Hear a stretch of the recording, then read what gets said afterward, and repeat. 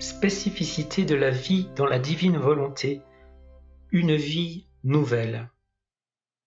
Nouvelle sainteté inaugurée pour le temps du fiat de la sanctification. Jésus dit à Louisa, « Jusqu'à maintenant, je ne l'ai manifesté à personne d'autre.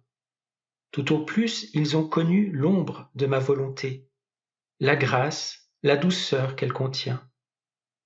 Mais y pénétrer, embrasser son immensité, se multiplier en elle avec moi, et pendant que l'on est encore sur la terre, pénétrer partout dans le ciel et dans les cœurs, et à partir de moyens humains, agir avec les moyens divins, cela n'est pas encore connu. À bon nombre, cela va paraître étrange, et ceux qui n'ont pas leur intelligence ouverte n'y comprendront rien. Mais peu à peu, je ferai mon chemin, manifestant tantôt une vérité, tantôt une autre, si bien qu'ils vont finir par la comprendre. Carence de l'âme seule. Jésus dit encore, « Que serait la terre sans le soleil ? L'âme est plus laide et effrayante sans ma volonté lorsqu'elle oublie ses origines et se laisse happer par le cauchemar des passions et des vices, plus que noirceur, qui la fait mourir et prépare pour elle la tombe où elle sera ensevelie. Combien d'âmes paralysées sans ma volonté!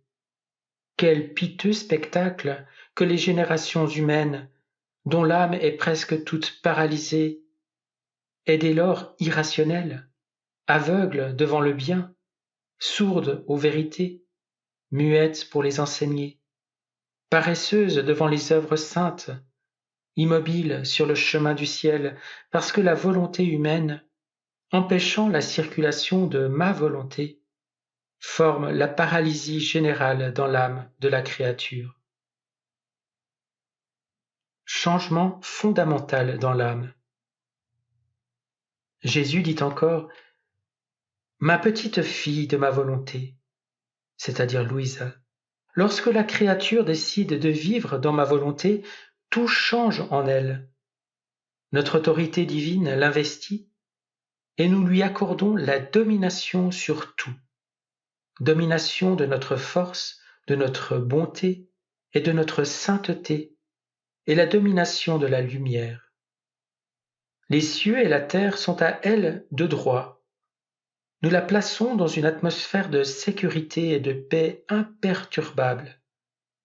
Rien de bon, de saint, de beauté et de joie divine ne peut manquer à cette créature qui vit dans notre volonté.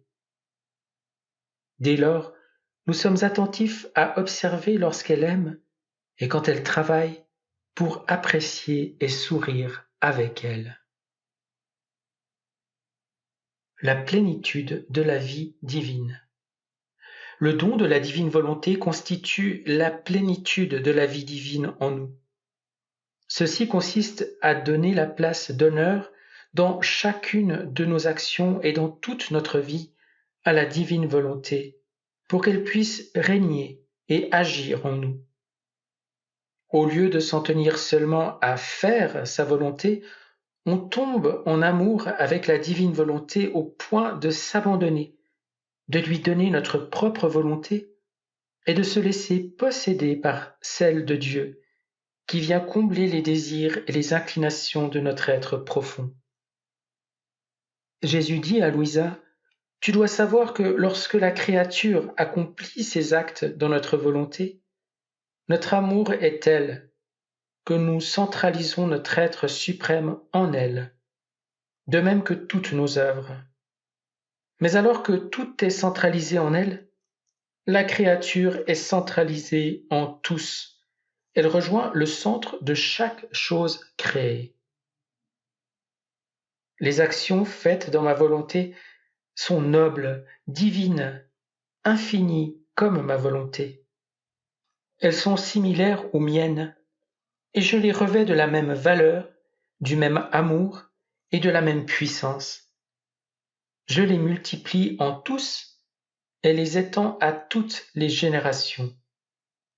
Que m'importe qu'elles soient petites, ce sont mes actions qui sont répétées et cela suffit.